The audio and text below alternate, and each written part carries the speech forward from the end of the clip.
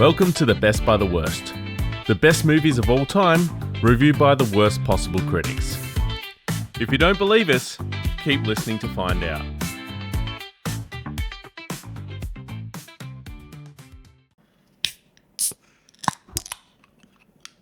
Welcome back to the Barrett podcast. 3 for 3. Please, this podcast would be nothing without me, Barrett. What are we drinking today? Our old friends. It's a bit of a homage at this point, isn't it? A goodbye drink.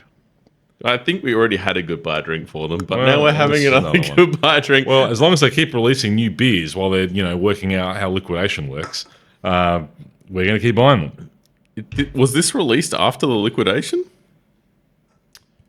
No idea. I don't know, they keep releasing beers. It's hard to keep track of We need Nick before or after We need liquidation. Nick to tell us how date codes on beers work. Oh, he knows that, doesn't he?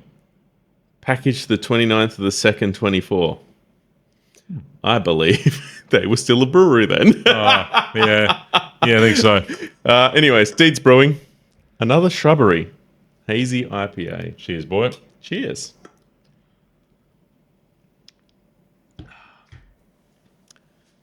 It's good. It is good. Your fridge is very cold, though. No, I think it's on the way out. That's not good. No. It's not even that full. No. Nothing to do with the podcast, but you need to fix that. Yeah. Maybe we'll earn some money off this podcast eventually and I'll be able to afford a new fridge. Yeah. Please donate to our podcast so we can buy a new beer fridge for Barrett. Yeah. No, I'd be more worried about the frozen food that I take for lunch. I bet the freezer's perfectly fine. I think you just cook the fridge apart. The freezer stuff's starting to get a little bit soft. Oh, Barrett. The whole thing's on the way out. Well, let's get into it because I don't think this is going to be a super long podcast because hot tip movie was a bit boring. Yeah. So, Mrs. Miniver. Miniver, yes. Miniver, that's right. Yep. So we had to work out the pronunciation a few times. We heard him say it in the movie a few times. Yes. Miniver. Miniver. Mrs. Yes. Miniver. Mrs. Miniver. 1942. Yeah, winner of Best Picture. Yeah, and if the title sounds like it might be boring, you'd be right. Yeah, that was, what was it? 2 hours, 13 minutes. Yeah, and it was long. Yeah, exactly. It was long. We timed this exactly. We need to drink more, I think, when we're watching movies like this, because I think it might soften the blow. No. Next week is Casablanca. Spoiler alert. We're going to be... What do you mean, spoiler alert? We're doing this in order. Anyone can look ahead and see what movie's coming up next. Well, that's true, but we'll have a special guest, won't we? Possibly. We'll see if they turn up. I feel like that person will show up. Yeah. Reliable fellow. Doesn't seem like a flaker. No. No. So it's going to be a big one. It's a big episode. And also what we did this week, put together a summary of all our scores from the last, whatever, dozen movies that we reviewed so far. I think that'll be 3 weeks ago. 2 weeks ago. So that all the 30s are on there. So from the start, that last of the 20s when the award started, and then all the 30s are on there. Yeah, because we're about to... We record a couple episodes ahead, so we're about to upload Rebecca, Yeah. and it'll go up with that. Yeah, so it required me to go through each of our episodes again and skip to the end to find what we'd actually scored them because we weren't keeping track of it. No. And there was some interesting surprises in there. Like I couldn't remember half my scores, but they were pretty much on par for most of them. I seemed to be a bit more of a harsher critic. Yeah. But there were a couple bangers that got 4 stars. Otherwise, there was a lot of trash in there too. Yeah. Yeah. And we'll see what the 40s bring us. Yeah. They've been a wild ride so far. Yes. Do you know what I've just realised? What? We didn't check the cameras. Oh. I'm sure they're fine. I'm sure they're fine. If you're watching this on Staring at our YouTube feet. and you're just staring at our feet, it's because we forgot to check the cameras. I'm sure it's fine. All right. Cool. So let's get stuck into it, mate. Yeah. Did you want to lead us off? I will lead us off. Movie had a budget of $1.34 million or $25 million today. Yeah. I need to say before I say the next thing that Alex knew first because he really wanted that to be known. Oh, yeah. But all not dead. Finally.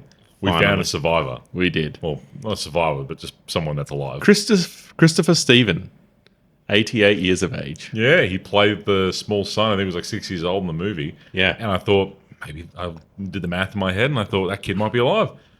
So I looked him up, and sure enough, he was. Yeah. Amazing. And we've got him on the phone. Here he is now. No, I'm kidding.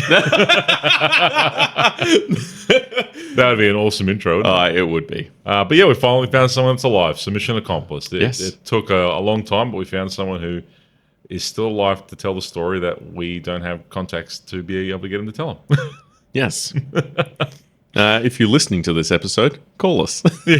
Please. Alex's number is. Of course. The plot. It's family life during World War II, and it's extremely slow.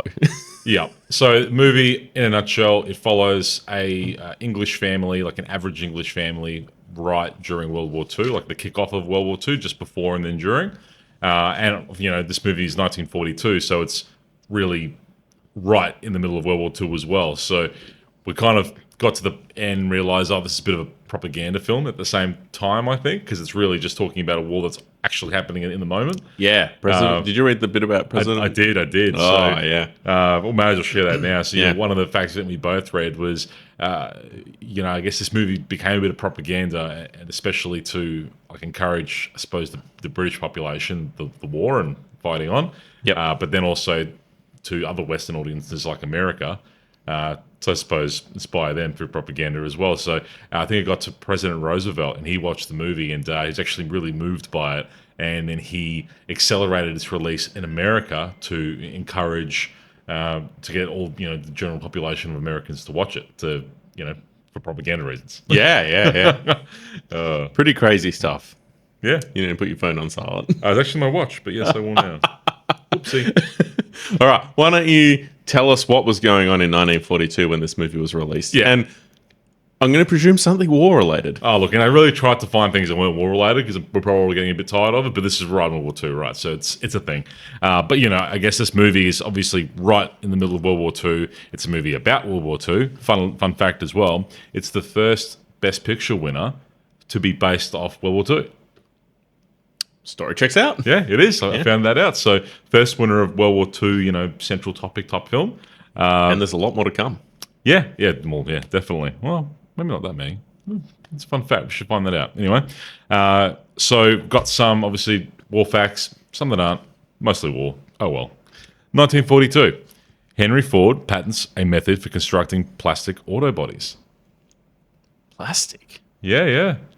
Or some sort of plastic hybrid. Yeah, makes sense. Yeah. Material to obviously mass-produce vehicles. Yeah. Yeah. You get the whole front end of a car's plastic these so days. it's 1942. And not really on my list, but I did read around this time too, a lot of these factories are now starting to go into war production rather than, general production. So maybe that's what inspired some efficiency-saving solutions to build things faster, quicker, and cheaper. Yeah, fair enough. Yeah. I love this one. First bazooka produced in Connecticut. Right. Yeah. Cool. The Manhattan Project begins. Ooh. Yeah. Yep. What about for people that don't know what that is? Everyone knows what the Manhattan Project is. Building the atomic bomb. Perfect. Oppenheimer. We'll be watching that in 50 years' time. Movie years, that is. More like 70. Anyway. Anne Frank starts writing a diary. Ooh. Yeah. Yep. These really are just war-related. Oh, well. Battle of Stalingrad begins. What's that? Battle of Stalingrad is like one of the biggest battles in World War II. So Stalingrad's in Soviet Union or Russia. Yep. And it was like a key city because it was right next to this river, and it was an industrial city producing, war stuff for the Russians, and it was like a real key position. And so this massive battle happened because Russia couldn't afford to lose it, which resulted in, I think it was like the most costly death battle in the war. It was insane. Wow. Yeah, it was huge. So rough figures, because the figures are wild. And this battle took place over 6 months. Eventually, the Russians won, and it's considered like the turning point in the East when the Russians basically finally defeated the Germans. German morale capitulated, and the Russia started to move through, and it's signaled like the end of the war. Well, Yeah, right. eventually, but they say that approximately 1.1 million Soviets died. Crikey. Yeah. You think like all the other Western battles and things that we read in books in Australia, it pales in comparison to how many people died in Stalingrad. That was just the Russians. Yeah, and the city was like dust by the end of it. But they won. Yeah. And Oz fact, so in this year as well, 150 jet planes attacked Darwin. Right. Yeah. Nice. Yeah. So yeah, a lot of World War II stuff. Yeah. Movie time. Movie time. I'm just going to have to pause this for a minute, though. Oh, why? I left the aircon on. Oh, do you reckon we can hear it? Oh, yes, 100% you can hear it. We've left it on in previous episodes, and it sounds terrible. Oh, you might as well check the cameras while you're up. So if you excuse me for just one moment. All right. The movie opens. I immediately wrote something down, and Alex said you can't quote that as a fact because you don't know if it's the original movie. But the MGM lion roar at the start of the movie. I no research because I forgot to check. But I think that's the first time I've seen that. The lion roar? Yeah. It's definitely the first time I've seen it watching these movies. But yeah, my argument is, these are re-releases of, movies that are 100 years old, almost literally. That isn't actually the original version. It's a Barrett fact. Sure, that'd have to be right if it's a Barrett fact. Yeah, no. Yeah. All right. So I did have my first fact to drop in right at the start. So the movie starts off in summer of 1939. Yeah. And I just want to drop in a little fact here. And this, I don't know how, but there was 592 critics that reviewed the movie in 1942. Yeah. And of 592, 555 voted at Best Picture. Wow. Yeah. I think it really just highlights that this really was just playing on the heartstring of, the war efforts, and it was very much what people wanted to see at the time, right? Yes. A key piece of propaganda obviously got a lot of support, and I think the media were part of that too. Yes. So I think that probably says more about that. But then at the same time, you look at the ratings, and it's like a 93% Rotten Tomato rating. And a lot of those are modern ratings too, not just from 1,000 years ago. So, and the audience score was really high too. So even though, we could say that for back then, maybe, it seems to have aged well enough where people still appreciate it. Yeah, maybe they saw something we didn't see. Ugh, man. Look, it wasn't terrible, but it wasn't great. But also, with that in mind, it was the highest grossing film of 1942 as well. And it won 6 Academy Awards, but it was nominated for 11. Crikey. It cleaned up. And you know what? It didn't deserve to clean up. No. All right, so we open on a busy street, summer 1939. Lots of people moving around. Mrs. Miniver, is going off to do some shopping. And she buys this really horrible hat. God, it was ugly. It was horrible. It had like a bird on top of it. Maybe I'll try and cut a clip in. It was stupid. Yeah, you definitely got to cut a clip in. This thing is horrendous. Yeah. After a busy day of shopping, everyone gets back on board a train. And then we meet another lady at that time, named Lady Belden. Yep. Yeah. Yeah. And also, pretty quickly, we work out this, the Miniver household. So she's married to this dude. Fun fact, that dude was in, I think, the last movie we watched. He was, yes. Yeah, he was the main dude from that. Yeah, How Green Was My Valley. Yeah. What was his name? Walter Pidgeon. Yes. Yeah. I thought, I think I looked familiar, and sure enough, yeah, back to back. Good for him. He didn't win Best Actor, though, so sucks for him. But yeah, fun fact. But also, they were sleeping in separate beds too. They both had single beds next to each other, separated by a little desk drawer thing and a lamp. Wasn't addressed at all. No. What was that about? I don't know. If you hear any strange noises, it's because my wife just came home. So, yeah, I thought that was funny. But besides that, typical household. So they're married. They've got a little boy and a little girl. The little boy's the one that's still alive. Typical family. Yeah, and they seem like kind of a well-off family as well. Yeah, they were supposed to be like upper middle class, I think. Yes. Yeah. Did we cut to a scene and Mrs. Miniver, I'm going to get this wrong every time. Yeah, me too. Has just had a rose named after her. Yeah, the fancy rose, because it was from their property. Yeah. Yeah, so the guy is obviously the gardener or something for their house. He takes a lot of pride in his roses and gardening in general, I guess. Yes. And finds this really pretty rose. Hard to tell because it's in black and white, but looked all right. And they're all raving on about it and named it after her. Yeah, we know it's a red rose because it's called out. Yeah. Otherwise, we wouldn't know. We then cut to a scene of Mr. Miniver, Clem, and he's, I think, test driving a new car or looking at buying a new car. I'm not really sure. Something like that, yeah. He says he can't afford it and then buys it.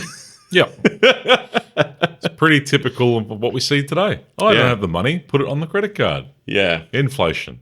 Yeah. So then we end up with them both at dinner together. Obviously, Mrs. Miniver has bought a really fancy hat.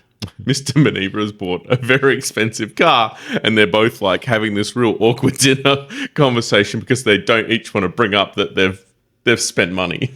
Yeah. And he's saying, "Oh, the car got a flat tire recently. We probably should replace it soon." God damn. Wouldn't that be nice? Every time you get a flat, you get a new car. That must be nice. Yeah. But she does surprise him with the hat while they're in the bedroom. And she walks out with the hat on, and he's like, "That hat's stupid." Yeah. I thought it was going to be more of like a sexy type scene. It was not. It was not, no. But anyway, that's kind of just like setting the scene for the family before the announcement comes that they're involved now in World War II, that England have gone to war. Yeah. So that hasn't happened yet. We're sort of showing, I guess, how nice their life was. Exactly. It's like setting the scene of, just happy family living in England. You can definitely sense people are talking about the impending war, but it hasn't happened yet. But that does get announced, and then it changes. But yes. We then cut to a scene at a train station, and their son, eldest son, which we haven't met yet. So they end up they've got 3 children. Yes. So 2 small children, and then 1 son who looks far too old to be. Yeah, he's war age for sure. Yeah, because he ends up, fighting in the war. No spoiler there. But he kind of arrives there, and he's the one sort of talking more about the war than anyone. Yeah, and he's just come back from Oxford. He's away at school or something, or uni or something like that. Mm-hmm. A young lady. So they're back at the house now. A young lady comes to visit. Her name's Carol. Yeah. All right. And she's come to see the Minivers. Miniver. I'll do it too. Don't worry. They've come to see the Minivers, and she's essentially asking the family to remove the rose from some sort of flower competition that's coming up. Yes. Because we quickly find out that Carol's grandmother is Lady Belden. Yeah. Yeah. Fancy old lady, and her family or her have won, I think her and her family have won the award for like 100 years in a row. And I think the threat of this rose beating her is real and wants to try and prevent it from happening. Yeah. And the son is triggered. But, it's a small part of the movie to me. I don't know how you feel about it, but couldn't really give a shit about the rose. We'll get to it in the end. But more importantly, what happens here is that she becomes a love interest for the older son. Correct, yeah. Right. So they kind of have some apologies later on. They fancy each other, end up dancing. He's doing a fantastic job of negging her. Yes. Yeah. Classic style at the time. Yeah. Yes, classic style. He says, "Don't you remember when you were a child, you had fat legs like a sausage?" Yeah. It's just, yeah. But clearly like each other and, yeah. end up together. But their love isn't to last long because Carol is about to head off to Scotland. Yes. Yeah. And inevitably does. She leaves. Yeah. Yep. He goes on about writing to her or something. Yeah, but she ends up back a lot faster than expected. Yeah, because the very next scene after that, we're in the church. Yeah. And halfway through the sermon, I got this word wrong last time. Is that sermon? Yeah, I think so. And she's there. He looks overseas. He thinks, she's back even earlier. They lock eyes again. They're just really into each other. But more importantly in the scene too, they announce that they're in the war. Yes. Yeah. So World War II. Yeah. So the priest announces it, and it kicks off into that. Yeah. The next thing I've got written down, which I really liked, was they're at the dinner table again. Yes. And one of the help is pouring them drinks, and she's really upset. She's crying, and I think it's because either her partner or someone's going into the war, obviously. Yep. And she starts harping on about sweat sticker. And we're like, sweat sticker? What the hell's a sweat sticker? Yeah, we had to rewind it. Yeah. And she was trying to say swastika. She's like, the little cross from their flags. Sweat sticker. Sweat sticker. That was the only time I laughed in the movie. All right. A little bit of stuff happens. Nothing too important at this point. No, the next thing I wrote down of interest was, some air raids and bombing campaigns are happening from both sides, and they've got rules now around curfews and also lights out rule at night time, so they don't present a target for German bombers.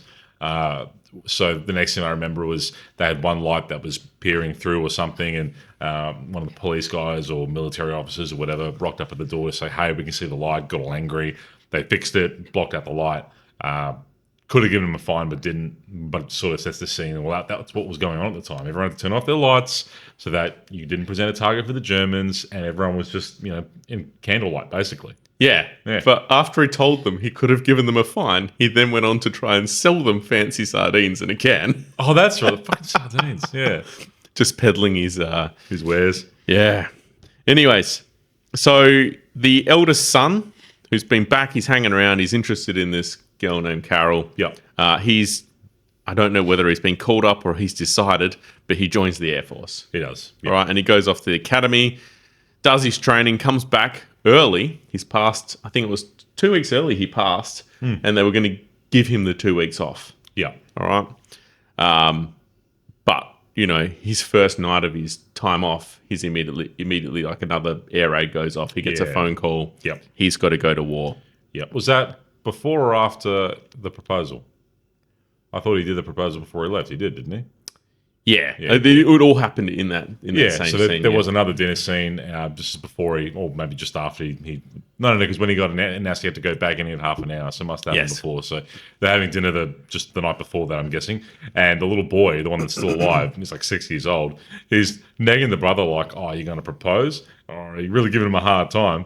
And then, she's like, they're all the family at the dinner table, all 6 of them, the parents, the oldest son, the girl he's interested in, the little boy, little girl, and the girl that the older brother is interested in says, oh, if you ask me, I'll say yes. Like super obvious, like just do it. And he gets sort of egged on to just do it right then and there. Are you going to marry Carol then? Well, since you bring it up, Toby, I haven't had the nerve to ask her. Carol, I meant to wait for Judy's romantic moments and all that, but will you marry me, Carol? He does. He does, yeah. Yeah, shittest proposal ever right there at the dinner table. Oh, it's bad. Yeah. But they're now engaged. And then he goes to fly planes. Yeah, he gets a phone call, has to go and fly planes. He does mention something. I kind of brushed over it at this point, but it does come back to be quite important. Something about playing with the throttle on the planes when they... Yeah. So the boys, when they fly over their houses, play with the throttle on the plane to make the engine misfire or the mixture or something like that. Yeah, just to sound different as an identifier. Yeah, so the family would know, oh, my son just flew over. Yeah. And I don't know, maybe that's something that actually happened in the war. But, he said that that's what he's going to do. He takes off to go to war. About 30 seconds before this scene had happened, I said, gee, it's lucky he hasn't kissed his mum yet. You know what? It was so funny too because I'd completely forgotten about that we were tracking that because it hasn't happened in a long time. And then you mentioned that and I thought, oh yeah, I haven't seen that in ages. Sure enough, not 5 minutes later, he's saying goodbye to his fiancée and the mum before he gets dragged off to fly planes again. Yeah. He says, bye mum, kisses her passionately on the lips, then kisses his fiancée in the same manner, then leaves. Yeah. Why? Yeah, almost equal kisses between the two. Yeah, It was Well, and when I say it's kind of like in a romantic nature because head's cocked to the side, it's straight on the lips, it lingers for a few extra seconds than it needs to. It's not. If it was just kind of like a little peck, yes, it would be head straight, and it would be it would be. But it wasn't that. No, it was head tilted. Cut that in. Oh yeah, because we had a bit of a reprieve from this happening. Yeah, and it's back. Yeah. So the family's there, the son's gone, but we do hear some planes fly over at this point, and one of the planes starts to misfire and carry on, and the mum knows it's her son. Yeah. Pretty much at that same time, well, they go to bed. Mm-hmm. Well, I don't remember the exact order, but they get a phone call in the middle of the night, and he's told to report for patrol. The dad is. The dad. So the dad and mum, so Mr. and Mrs. Miniver, they're in bed. It's 2:30 in the morning. Phone goes off. He picks it up. Oh, you've been called out for patrol. Mm-hmm. So it cuts to kind of, all these guys that have all been obviously called out for patrol, just civilian dudes. And they're all, meeting up at this bar, and then they head off. They all take their little boats out, all sorts of different types of boats, not necessarily military boats. A lot of them were just like civilian boats of some kind. Yes. And they all go out to the water. I'm thinking, I know what this is. And I got it right. Yeah. So they end up all kind of getting into the bigger channel that leads on to France. And one of the military boats on a big PA system, as Barrett pointed out, clearly a model, not a real boat, calls out to say, hey, all our troops are stranded at Dunkirk, and we need to go and retrieve them. Yeah. And so then I educated Barrett on what Dunkirk was, because he hasn't seen the movie either. Not either. I mean, I've seen it. I say either because Barrett's not seen anything. Well, no, I've seen something. I watched Ghostbusters the other day for the first time. Yeah, of course. Got to watch Ghostbusters, not Dunkirk. Yeah. Anyways, there's a lot of boats. They're going to go do a rescue. Do you have any more information about that rescue? Like, was it successful? Yeah, if there's any other Barretts out there that are listening. So basically, all the British troops that were in France kind of trying to repel the German invasion, it's gone poorly. So France has fallen to bits and they're getting taken over. And those British troops are retreating, and they're all going to the beach at Dunkirk to try and get saved and brought back across the Channel into England.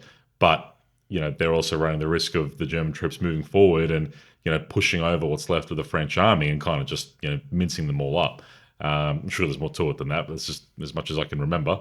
But basically there was 400,000, British troops on that beach just waiting to get rescued. And obviously there's nowhere near enough boats. So they staged this massive civilian effort to bring whatever boats England had at the time over. So any yobbo that had a boat just brought it over and just brought people back. And they ended up pretty much saving a lot of them. It was wild. Oh, yeah. Right. In this movie, we don't see any of that. No, you see him leave, and then eventually you see him come back. Yeah. So, what was the movie? Was it Cavalcade? Yes. Was that the one where it was like, oh, this big event's going to happen, and then there's just... It was like a montage or something? No, there's nothing happens of the event. It's like the whole movie. Yeah. Nothing Too expensive happens. to film? I think it was Cavalcade. Was that the one we watched with Mandy? I think so. Yeah. Anyway, so it gave big vibes to that movie. Like, it builds up to a scene and then just nothing happens. Something important happens while he's gone to go save some boys.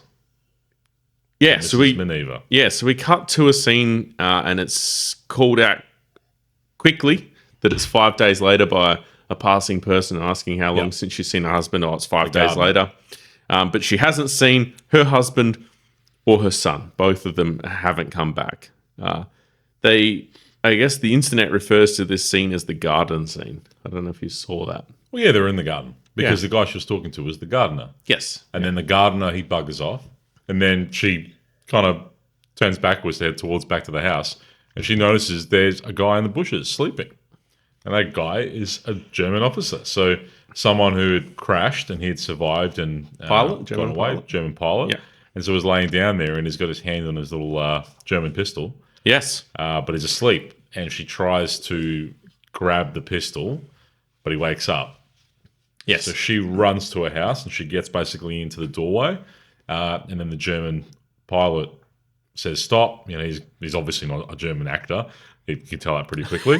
It's pretty badly acted. But anyway. I wrote good English. German pilot, exactly. good English. He tried to pretend like he had, only a few words of English, but he clearly knew how to speak English. Yeah, with an American accent.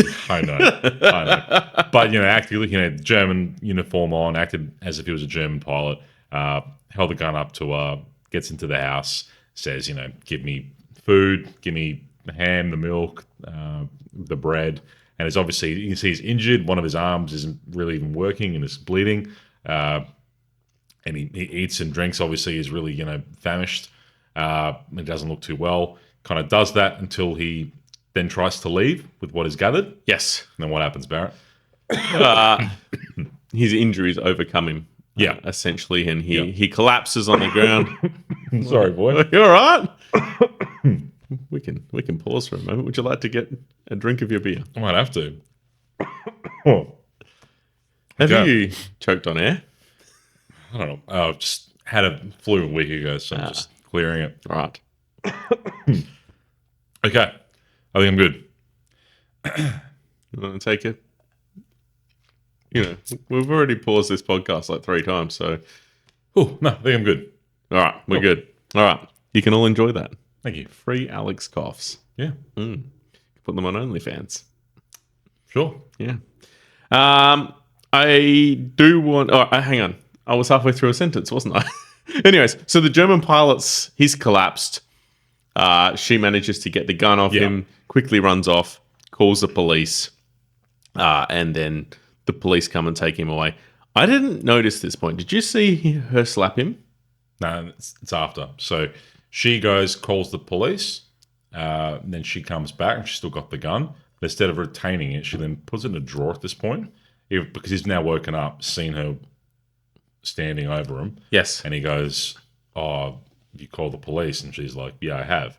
And then they're both sort of standing up now, and he's still kind of, broken. But they're talking, and he just starts talking about how they're going to bomb England and, Yes. turn it to dust. And we did it to Barcelona and here and there and there, and we killed this many people. And she gets triggered and slaps him across the face. 30,000 in 2 hours. And we will do the same thing here. Wir werden euch vernichten, alle! Yeah, I erased that from my mind, but I read it on the internet, and I was like, I don't remember her. Yeah, because it was quite spicy at the time. The fact that she hit him seemed to be, what's the word? Controversial to add it into the movie, apparently, for whatever reason in the production. So I don't think it was originally supposed to happen, and then it just happened. And it was kept in the movie, something like that. So I've got a fact. she gives him a good slap. Was there anything about the slap? Yeah, my fact is about the slap. So the scene was recorded. Yeah. Right, the movie was ready to be released without the slap. Pearl Harbor happened, and they stopped, re-recorded that scene with the slap, and then released the movie. Definitely to make the propaganda even more effective. Yeah. Of course. Ah, the propaganda. So yeah, and then the police rock up, take him away. Take him away, boys. Just have the Chief Wiggum thing. Take him away, boys. And they take him away. And she gives the gun to him as well, and it's the last you see of him. Yeah, but the kids come running in. And I guess that moment there really hits home about, her kids were in the house. Yeah, they were in the house. It could have gone so much worse. Yeah, which he showed no intention of doing, so he tried to leave. But anyway. Yeah. And then, just as that's happening, the boat's coming back. Yeah. Yeah, Mr. Miniver, he is back with his broken up little ship. Yeah. So he gets off the boat and she's like, "Oh, you all right?" And he's like, "I'm fine, but the boat's not doing too good." And it is not doing too Not good. good. And he's really sleepy. Yeah. And he sleeps He's got the stubble and everything. 10 hours. Yeah. But there's no word on the son at this point. But whilst the father is sleeping, we hear some planes coming. Yeah. Planes fly over the house. Plays with the throttle. Engine. Like, oh, it's him. Engine misfires. Yeah. Oh, he's home. Yeah. And he's all right. Very excited. All right. Yeah. So I guess we probably need to explain this at this point, but he proposed to, what's her name? No idea. But the older son, proposed at the dinner table before he left. Yeah, so was it Carol? He proposed to Carol before he left. But right as he's leaving, says, "Don't tell anyone, I want to break the news when I get back." Yeah. So he gets back, immediately goes over to Lady Belden's house to tell her that he has proposed to her granddaughter. Yeah. And she is not impressed. No, not overly thrilled. But yeah, I felt like even, that and the rose, it all just kind of was a bit of a side storyline. I didn't care too much about it. But more importantly, I took more away from the rose. But I'll talk about that later. Okay. And what happened around that time as well is another air raid. And this is when Mr. and Mrs. Miniver, shit, see, I told you I'd do it, with the kids, they're hiding in a little bomb shelter. world's worst bomb shelter, by the way. Yeah. It was tiny. It was like the size of your car. Yes. And the cabin of your car. And, Mr. Miniver was going on about his high-tech, gas detector. And he's like got it open and he's explaining it to Mrs. Miniver. And it's like, you see this? If there's gas, The it's filter. sucking in air, right? It's like a If little there's filter thing you It'll screw. turn green. And she's like, oh, will it stop the gas from coming in? And she's like, and he goes to her, well, if that happens, close it. Yeah. And then she goes, will that work? And he goes, well, we won't be able to breathe. See this new idea? No, what is it? That's the latest thing in gas detectors. If there's any gas about, this gauze turns green. Does it stop the gas from coming in? If you see this gauze change color, grab this. Shut with a bang like that, see? Then what happens? Then we suffocate. We'll just suffocate. Yeah, it'll just suffocate. But yeah, he's got this little filter thing that's going to turn green. But the air raid is like really intense and hits very much near the house, and they're all scared, and the kids are scared. And I think it's that fear mongering that they're putting into the movie now. But sure enough, the house gets really damaged, badly damaged from the bombs. They're all okay, but yeah, definitely a lot of areas have been hit. Yeah. So while they're in that bunker, they're talking about a book, Alice in Wonderland. I don't know if you Missed that. noticed that, but yeah, so they're like, oh, it was the first story they'd both read as children. So I found that kind of interesting, and like they were referring to the Alice in Wonderland book. And I felt that scene really captured the fear. Yeah, It did a really, really good job of portraying factor, it. Like 100%. it was a boring movie, but that scene was well shot. Even I was a little bit concerned for their well-being at that Yeah, point. it's a lot of audio too. You could just like hear the whistling of bombs drop and all the rest of it. Yeah.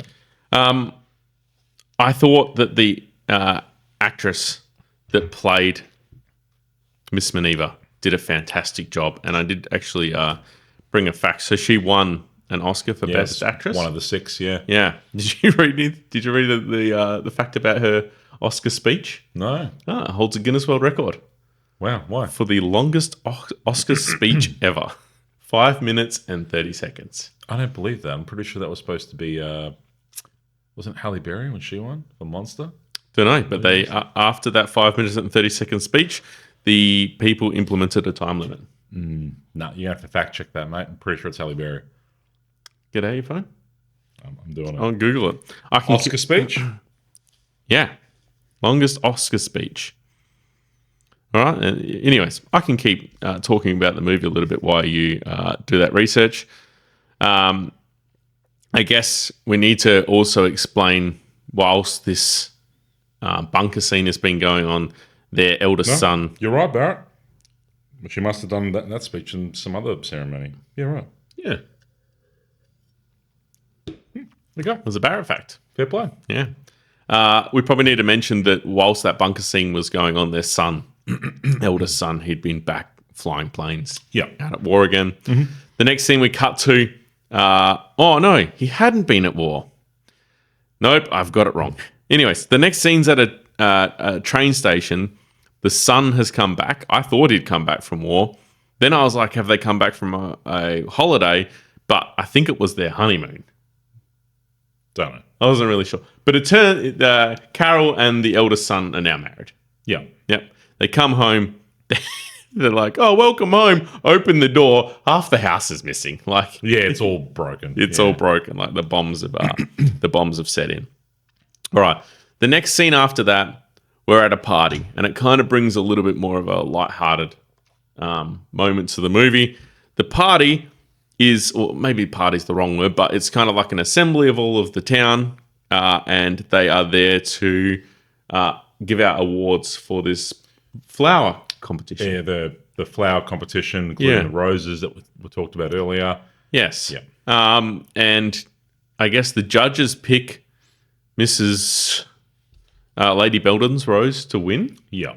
But it seems like there's a bit of shenanigans there, right? Yeah, and then she's the one that has to announce the winner, and as she's announcing it, she changes her mind and gives the award Yeah, to the old fella. to the old fella. Yeah. All right.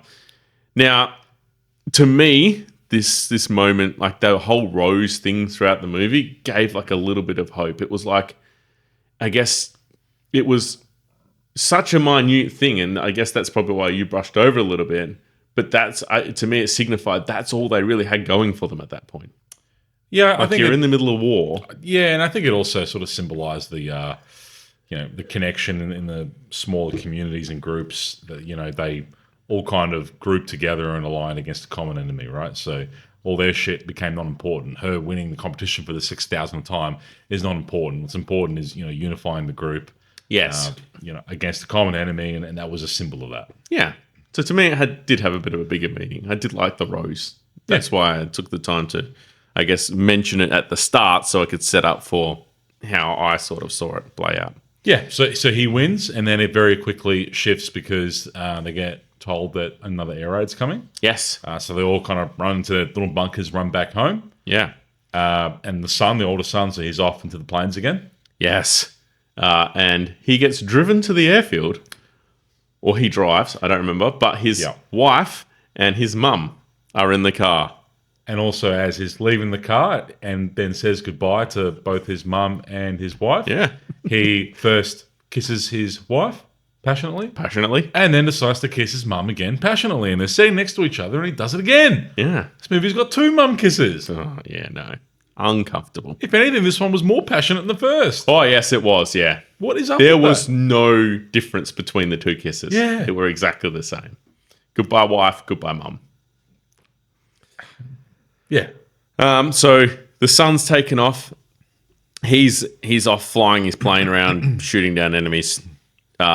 The wife and the mum are driving home at night, and they're driving kind of slowly because they've got the lights off in the car. They've got to turn all the lights off still because they don't want to be a target for the raids. Yes. But they also can't see where the hell they're going. Yeah, so they're trying to get back home. They're going at a crawl, and they start to hear all these bombs starting to land, and they're getting really close. So she decides to pull over. Yes. And then some of the planes are fighting, and they're shooting their machine guns over.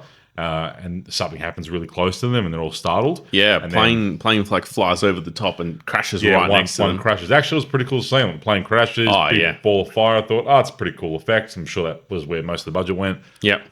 And then after that happens, Mrs. Miniver, she looks over to her son's wife, and just to check if she's okay, and she's not okay. No, she says something like, "Oh, that was close. I think the bullets even hit the car." Yeah, and she's looking up and she can see holes through the car and looks at her and can see blood in the back of her neck, back of her head. Yeah. And she's not really moving too much. And she says, "Oh, look, are you okay?" And she goes, "I think I've been hit, but I can't really feel any pain." I think she's been paralyzed. Yes, yeah. So she's cooked. Yeah. They rush back to the house.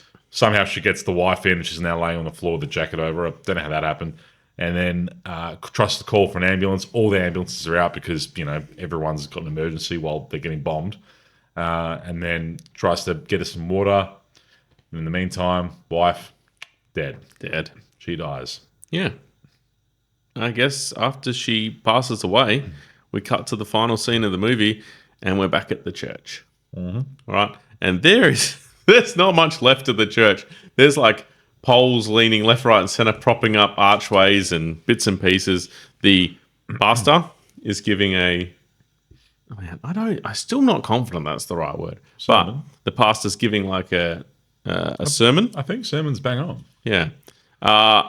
And I guess at this point, you sort of already alluded because we had the President Roosevelt fact already, but that sermon was rewritten the night before it was recorded. Yeah, I saw something about that. Yeah. And it made such an impact. It was used in essence by President Roosevelt. It was also printed onto or used for inspiration for leaflets that were dropped over enemy territory. And as you alluded to before, helped, I guess, make the movie the propaganda piece that it is and helped thrust it through to being released and being a success. Hey, it was a pretty powerful speech, right? Just talking about the need that, they're all in that together. They're all in the war together. Put aside all the other shit. We have a common enemy, right? Yeah. And you called out an interesting fact in the ending because I started doing my little bit of research during the ending bit and I wasn't really watching too closely. What happened when the credits rolled? Yeah, right at the end of the movie, there was a little snippet, and I can't remember exactly what it said, but it was something like, America, we need your support, buy our stamps or donate money by doing this. Something like that to sort of help us fund the war. Yeah. Yeah. And that's or, the movie. or maybe it was directed at the Americans. I couldn't remember, but it was basically, again, the need to support the war. So the movie was propaganda designed to promote fight against the Germans and fight against and to participate in the war, and then it also ended with, "Hey, help us or fund us." Yes, yeah. Which, look, the movie was released right in World War II, so it makes sense. I Yeah. get that, and I also get why it was so popular and endorsed at the time. Yeah, and that's the movie. I do have another fun fact though. Yeah. Do you know that it's Let had a it rip. sequel? Oh, I did notice that. Yes. I didn't read too much into it. It had a sequel in 1950 called The Miniver Story. Yeah. And it had the same dad, like him in there, but I don't know if they had all the other same actors. I don't think it did. Okay. Did very poorly by comparison. Right. Yeah. I think this movie was so successful because it was so relatable. Yeah, it was released right at the right time, wasn't it? Yes. Yeah. But overall, look, it was really slow. It was boring. There's a couple of okay bits. Kind of got a bit more interesting as World War II kicked off in the movie. Some decent acting too. But it was just boring. Yeah. Maybe decent acting, poor directing. I don't know. No, the storyline's just boring. Like Yeah, the story. Yeah. I get they're highlighting, Poor writing. it's World War II and the effect of World War II and common people and how it affected everyone. And there's parts of it I thought were cool and like gave you an insight to what it was like at the time.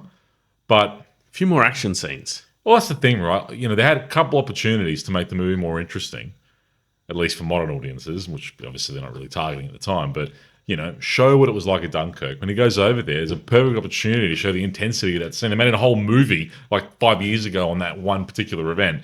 There was your opportunity. There's so many opportunities. They could have more of an airplane. We watched some great dogfights and plane scenes in the very first one, Wings, Yeah. 1927, 28, whatever it was. They could just cut some of that Yeah. footage and put it in. Or, have your own dogfights. Like, do something a bit more. It was just so focused. Takes off in like a Hurricane or a Spitfire and then cuts to a biplane. Perfect. They had so many opportunities, though, to enhance and make it a bit more enjoyable by doing that, but they just didn't take it. It was all focused on just the relationship and the family and the people. And but if it was 90, 100 minutes long, maybe you can get away with that. But when you're talking about a movie that's 2 hours and 15 minutes, it's just boring. Yeah. It's boring. Anyways, how'd you rate the movie? How many Any other fun facts? Is that I it? don't have any other fun facts. Yeah, because it's not a very fun movie. But But how it wasn't. many Alex's out of Alex? I'm going to give it a 1.5. Ooh. It's harsh. But harsh but fair. I'm on the fence between a 1.5 and a 2. Like it's down there. Yeah, it's not bad, but it's just boring. You're I'll right. put it this way. You're right. It's a 1.5. I would never watch it again. I would never tell anyone to watch it. No. So definitely gets a 1.5 for me. Yeah, listen to our retelling and move on with your life. Right? Yeah. All right. Well, So 1.5 each? 1.5 each. Easy done. Is this our last episode before we have a little break? Is it? What about Casablanca? Oh, we're not ending on that. I don't know. I think Maybe. one of us is going on a holiday. Well- we won't tell you who because we don't want a house to get robbed. But yeah, so So Barrett is leaving the podcast to start his own solo project, the Barrett Show. yeah, and Alex is going on tour of somewhere. But you'll No. never So know. Barrett's going on holidays. No, don't tell them who's going on holidays. I'm bleeping that out. Oh my goodness. Who the hell is going to do anything? You got Luke staying here anyway. No, yeah, the house is getting house sat. So you're going away for a little while, which means you're going to take a little break from the podcast. Yes, yeah, Not long. it's gonna be a while. It's gonna be. Depends if we record a few more episodes. It's probably going to be about 6 weeks. Yeah. Probably 4 to 6 weeks. 4 to 6. In my head, it's 6 to 8, and you've just got it down to 4 to Even 6. if we record more episodes, Yeah, you might but- have to cut this bit out and put into that episode. But you now have said that I need to edit and upload them before I leave, and that was the whole reason we decided to put the podcast on pause to take the pressure. We're taking a break. Take the pressure off the poor editor. We're taking a break, and we'll be back when we're back. But after that, we're going to need a break for a while. So Yeah, like you've all seen the talent that went into editing the end of the last episode. So I haven't edited that yet, but What happened in there? don't know. Barrett said something inappropriate. That's what happened, and he had to be bleep blooped right out of here. Yeah, it's about time you got bleep blooped. It's always been me. It is typically something you've said, but I had to censor myself. You need a good bleep bloop. I think we're waffling. Yeah, we are. Let's end this bad boy. All right. Till next time. Yeah, whenever we see you next. Yeah. Boom, boom, boom, boom, boom, boom, boom. Imagine if that was like the last episode ever and we said we're coming back, but we never did. Oh, wow. All right. Thanks for listening. You're going to say goodbye? Bye.